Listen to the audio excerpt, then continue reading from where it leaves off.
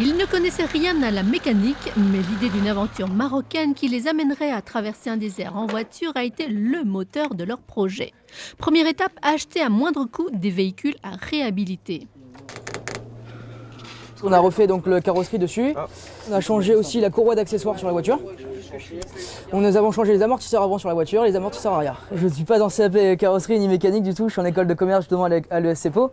Et donc du coup, pour ce faire, les samedis matins, j'allais dans un garage qui nous ont pris en sponsor justement, avec Julien, Vincent.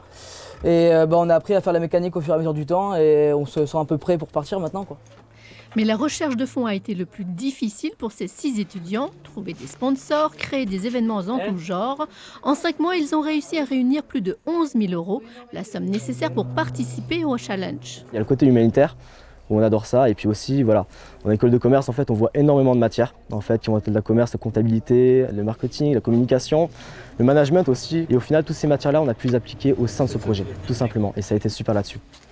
Chanaise, la seule fille du groupe, s'est occupée de la partie communication. Ce projet lui a appris à être plus rigoureuse dans son organisation et à s'adapter à tout type de problèmes. Surtout le point positif, c'est de pouvoir travailler avec des profils qui correspondent pas forcément aux miens et du coup d'être confronté à des challenges avec ces personnes-là.